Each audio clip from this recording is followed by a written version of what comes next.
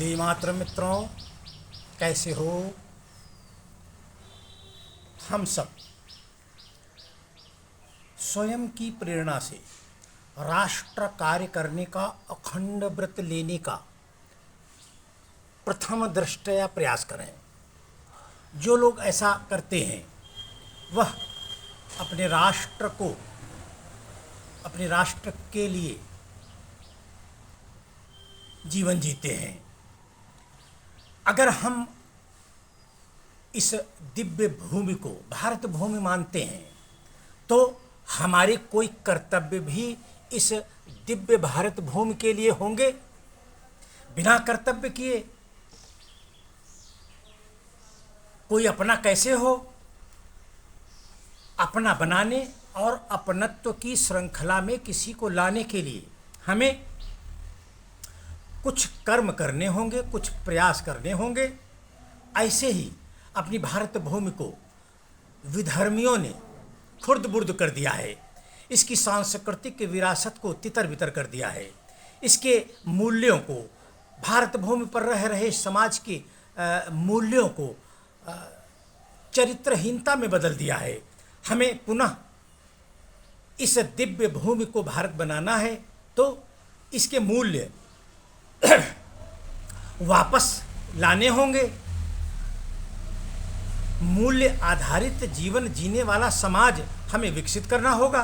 हमें व्यक्ति निर्माण के जरिए अपने राष्ट्र को का प्रकटीकरण करना होगा। हम 1925 से लगातार व्यक्ति निर्माण की श्रृंखला में काम कर रहे हैं और उन व्यक्तियों के निर्माण की स्थिति वर्तमान भारत में दृश्यगत भी होने लगी है। हम ऐसे लोगों का सृजन कर रहे हैं जो व्यक्ति को व्यक्ति से जोड़ने की साधना करते हों। यह साधना हमें कोई कर्तव्य करने के लिए प्रेरित करती है और कहती है कि कुछ करो। अगर यह भूमि आपकी है, आपके पूर्वजों की है, तो इसके लिए कोई कर्तव्य करो, कोई कर्तव्य करते हुए पाए जाओ। अगर हम इस भारत भूमि पर सिर्फ इस भूमि के वफादार बनते रहें और इसके मूल्यों का निर्वहन हम न करें तो इसे चरागाह मानकर इसका दोहन करना हमें अपराधी बनाता है। हम सब भारत भूमि के अंगभूत घटक होने के नाते कोई कार्य अपने हाथ में क्यों नहीं ले सकते? ऐसा विचार मन में पालने पर एक भाव जगता है। वह भाव हमें कुछ कर्म करने के लिए प्रेरित भी करता है। वह कर्म कैसे हो और क्यों हो, इस पर संक्षिप्त विचार हम सब मित्रों को भी प्रेषित करना चाहिए। ये आज का विचार प्रवाह अपने इन 5 कर्तव्यों को लेकर है, जिन कर्तव्यों के आधार पर हम अपनी इस दिव्य भूमि को भारत भूमि में बदलेंगे।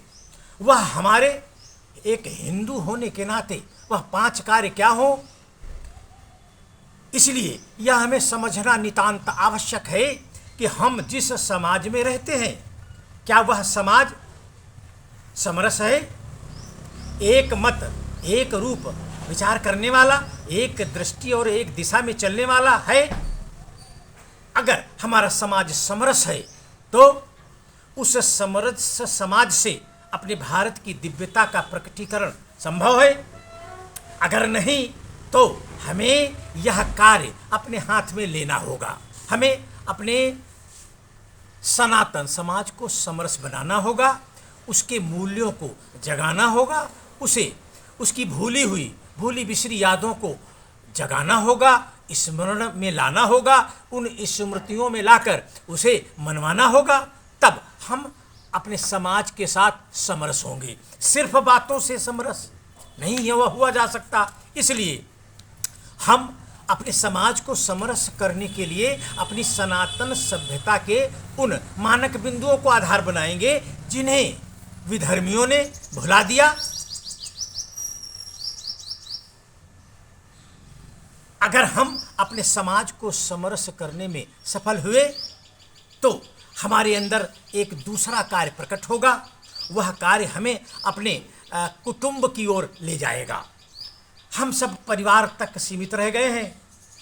अपना घर, अपना परिवार, अपने बीवी और अपने बच्चे, बस यहीं तक मेरा जीवन, यहीं तक मेरा विचार और यहीं तक मेरा कार्य और यहीं तक मेरी पहुंच है। इसके आगे क्या है? सुनना और उस पर बहस करना, उसे मानना नहीं, उस पर चलना नहीं, उसको स्वीकार नहीं करना। तो ऐसे परिवार का उत्थान कैसे संभव हो? इसलिए हमें परिवार के बजाय कुटुंब के उत्थान की ओर जाना होगा। हम अपने कुटुंब में एक साथ चाचा चाची, ताऊ ताई, बाबा दादी से मिलना प्रारंभ करें, एक साथ बैठें, परिवार में अलग अलग दिनों में बैठकर सामूहिक भोज का आयोजन करें।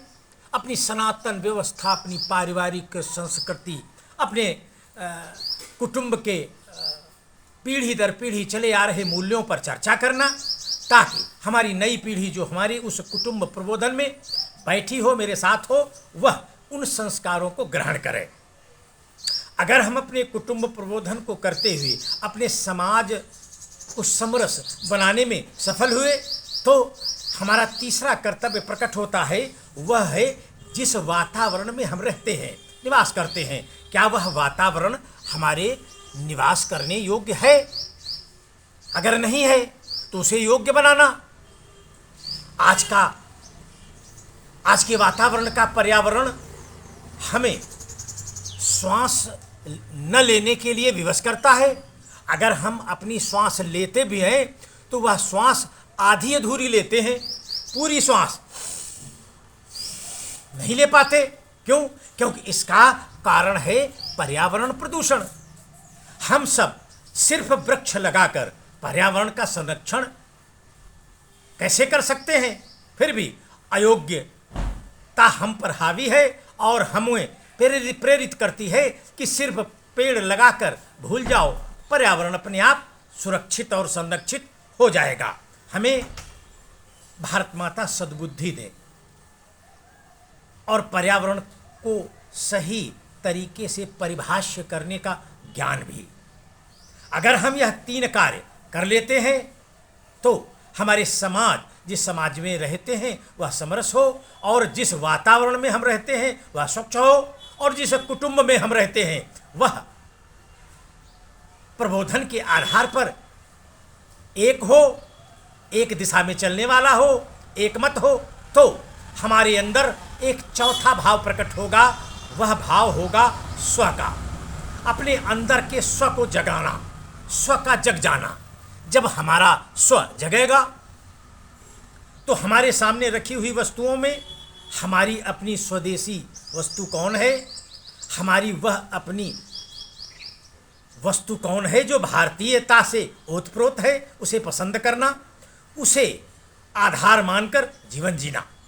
अगर कोई भारतीयता से ओतप्रोत विषय हमारे समक्ष नहीं है तो हम किसी भी सभ्यता का विषय स्वीकार करें, इसमें कोई आत्मग्लानि नहीं होनी है।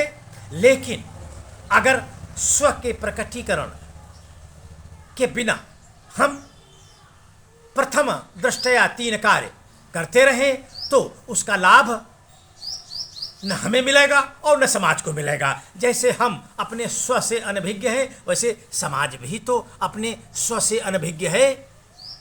हमारा राष्ट्र ऐसा कहा जा रहा है कि स्वतंत्र है, फिर भी हमारे राष्ट्र की संतति अपने सनातन सभ्यता के नव संवत्सर को भारतीय नववर्ष मानकर गर्वपूर्वक मनाने से परहेज करती है। वह ईसाई नववर्ष को मनाने के लिए आज भी बाध्य है। तो कैसे मान ले कि हमारा स्व जगा है, हम स्व को जागृत करके अपना जीवन जी रहे हैं। हमें स्व को जगाना ही होगा। हमारा अगर राष्ट्रीयत्व हमारे अंदर जागृत अवस्था में नहीं है तो हम विचार शून्य मानव रूपी कीड़े मकोड़े बनकर इस पृथ्वी पर सिर्फ बजबजाएंगे, कमाएंगे, खाएंगे और हक देंगे। इसके आगे हम कुछ न जानते हैं, न जानते थे और न आगे जान पाएंगे। इसलिए हमें अपने स्व से स्वयं को आच्छादित करना होगा, स्व को जगाना होगा। उस स्व के आधार पर हमें अपना व्यवहार करना होगा। अपने राष्ट्र व समाज के स्व को जगाते हुए उसे परम वैभव की ओर ले जाना होगा। यह कार्य हमारे हैं। एक हिंदू होने के नाते यह कार्य करना हमारी अपनी जिम्मेदारी है। अगर हम यह 4 कार्य कर लें तो 5वां कार्य है नागरिक कर्तव्य। हमारे नागरिक कर्तव्य क्या क्या है? उन कर्तव्यों को करने के लिए हमने कोई संकल्प लिया है? अगर नहीं तो तत्काल संकल्प लें और यह 5 कार्य करते हुए अपना जीवन जिए, ताकि